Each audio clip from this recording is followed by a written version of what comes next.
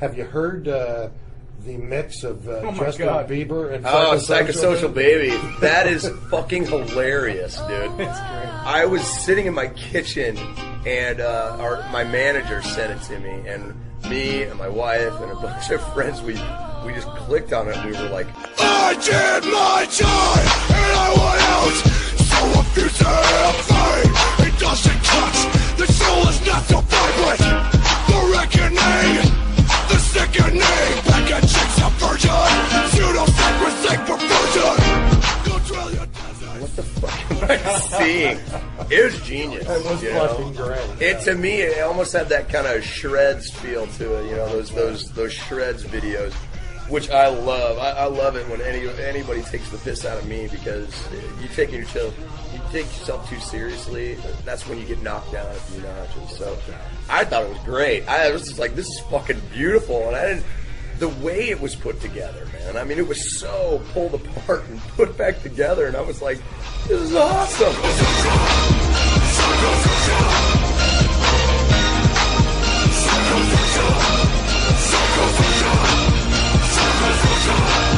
So many kids are pissed off about it that it makes me laugh. I'm like, this is fucking amazing. We do a morning show and we play it all the time. I mean, people are like, Jesus Christ, this is just amazing. Yeah, right? Some people hate it, though. Yeah. Oh, you either get it or you don't. Exactly. And that's that thing. There's that line. It's like so many people take it way too seriously. It's like, God, wear a helmet. Here's the deal. I mean, we talk about Justin Bieber all the time on the show. I mean, we're a rock show, and look, and we'll bang with the best of them, but we'll also, you know, do all sorts of genres of music. I mean, we play. I mean, you got to recognize what's going on in the world. Yeah, exactly. Exactly. Crazy. But the thing that really bothers me about so many people who talk shit about Justin Bieber, and I'm not saying I'm a fan, but the kid's got talent. You know, he's got more talent than a lot of the bands that are signed out there right now. Without a doubt. And, you know, you may hear the auto-tuning in his voice, but he doesn't need it. Right. You know, he can dance, he can play, he can sing. Like, I mean, you know, whatever. I don't care, you know. I mean, my son and my niece may love him to death, you know, but at the end of the day, it's like, who am I to question their taste, you know? Right. And why as a grown adult do you wish ill will on a 16-year-old boy, you know? I mean, now, if you want to talk about Rebecca Black. It's Friday, gotta get down on Friday. That's a whole nother. Friday. If I hear that song again, I will probably beat the shit out of a nun. We're doing Pirate Friday just for the hell of it. That song is so bad. I mean, it's incredible. Like, it's insultingly bad. You know what? It's so bad. In fact, I took the kids out because I said, "What do you want to do this weekend?" They said, "Dad, let's go bowling." And you know, I'm not a bowler, but I said, "Okay, you guys want to bowl?" I went bowling. They're listening to XM radio at the bowling alley, and that actually came over XM radio in the mix. Rebecca Black Friday. I said, you know, music has got so homogenous for the masses. It's just.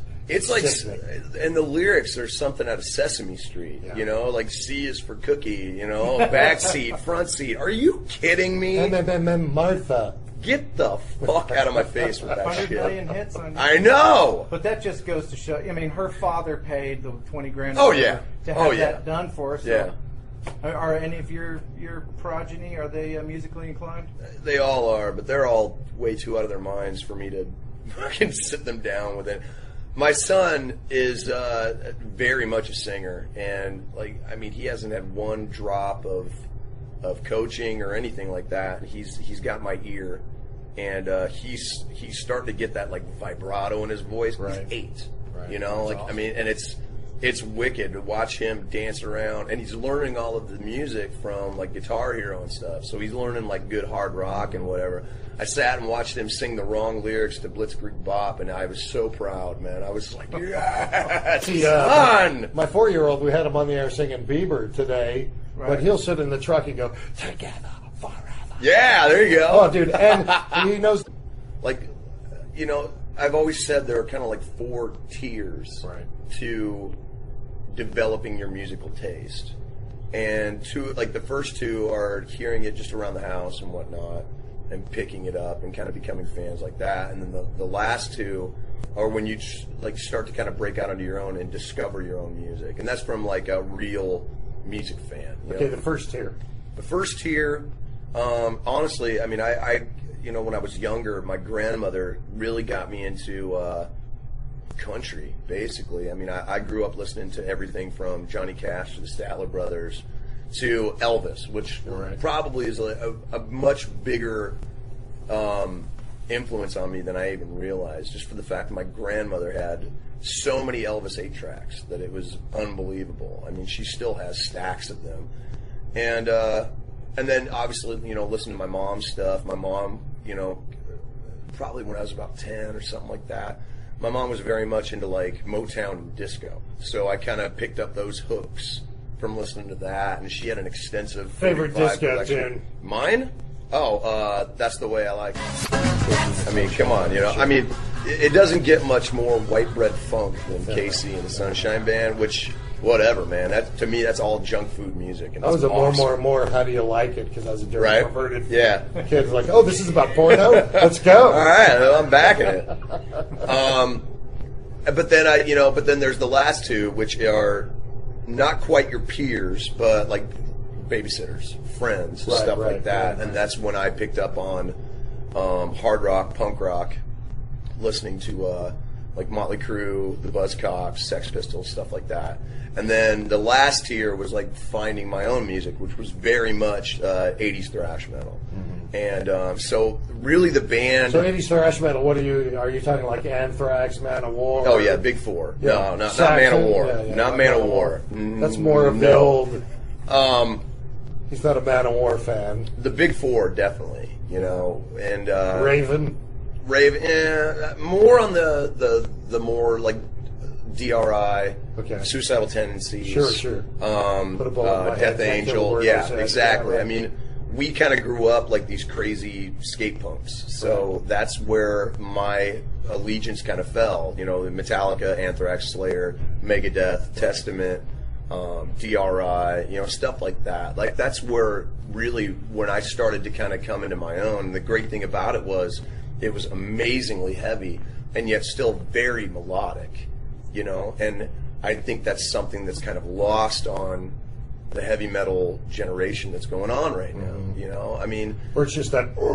Yeah, I mean it's, and I kind of hate myself for encouraging that. I mean, obviously I was kind of a cog in that wheel. Right, but it's all part of it. Yeah, I mean exactly. But at the same time, I've always tried to throw a hook in there. I've always tried to make sure that there was something you could grasp onto. Well, that was a thing. It was like in between the was always a melody. Yeah, yeah. I mean, even if it wasn't a melody, there was something. There was a hook. There was something you could catch, and I think that's because I have always considered myself a songwriter, first, and a singer second, So I guess that's just the way I look at it. Well, you do a great job as a singer too, Corey. So, I have my moments. Dude, we appreciate. You mentioned babysitters. Yeah. Were you a latchkey kid?